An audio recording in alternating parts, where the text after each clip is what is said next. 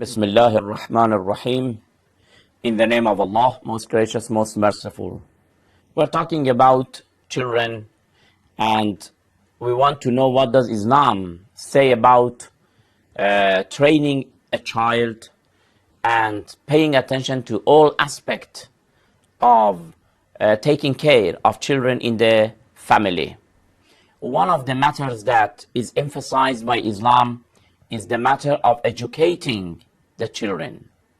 Their education is very important. Islam has commanded us, the parents, to be very careful about the education of your children. You must teach them.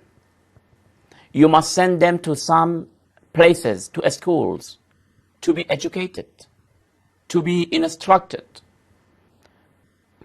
What type of education we should give to our children? Any education which is beneficial and necessary for their life in this world and also for their hereafter.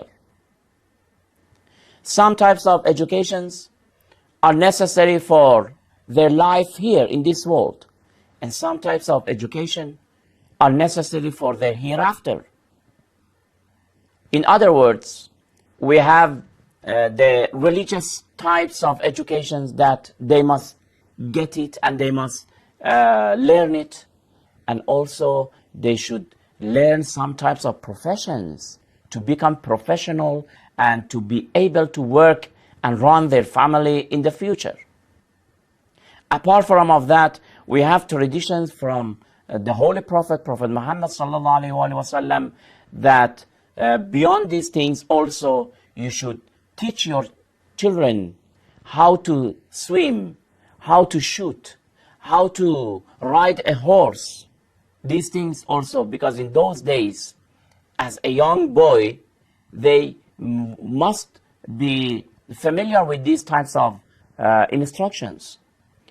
Prophet Muhammad sallallahu alaihi wasallam, in a tradition, he says, "Allimu awladakum as-sibaha wal-rimaya."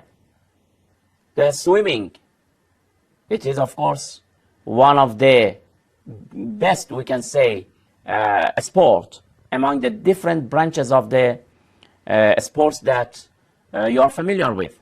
Shooting, because in those days, of course, Muslim families sometimes they were attacked by the enemies. The youth must be familiar how to defend themselves. This tradition, you can find it in the book of Al-Kafi, volume 6, page 47. As I explained, apart from of this, the religious matters also must be instructed to the children. We have a tradition from Imam Amirul Mu'mineen Ali alayhi salatu wassalam. He says, "Badiru awladakum bil hadith قبل أن يسبقكم إليهم المرجعة."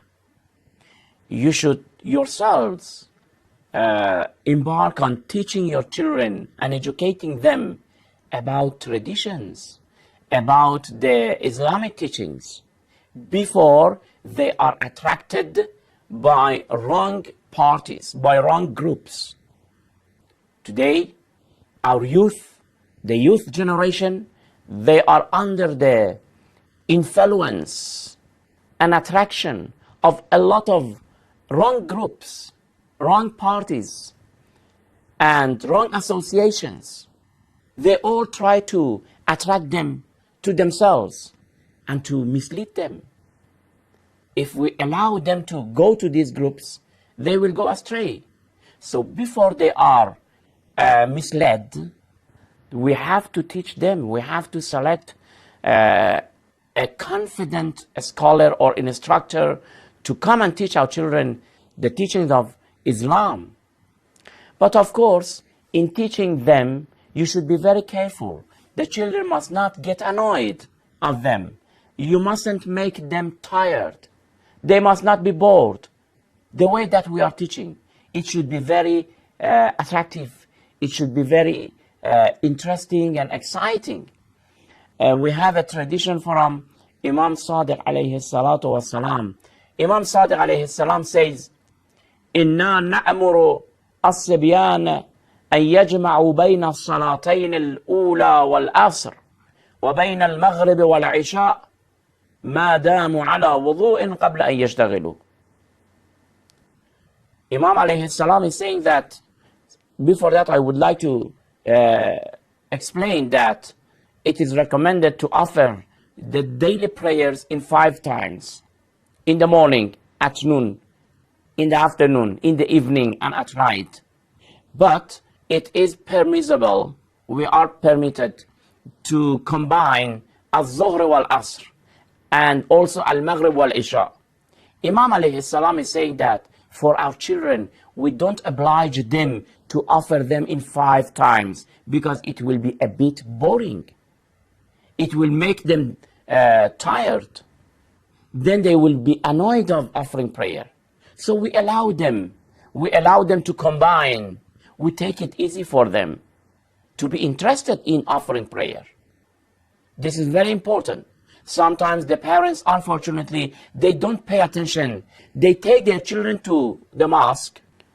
The child does not have the ability like the adults. He is not very patient like the adults. Then maybe the lecturer is giving lectures, a very long lecture, maybe for 1 hour. For 1 hour for you, the adult, maybe it is not boring. You will sit down and you will listen. But for a child at the age of 7 or 8 or 10 years, it is a bit difficult.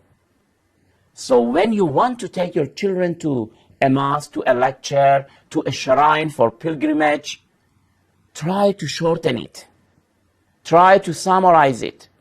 Because if it is very long, it will make the boy and the girl annoyed.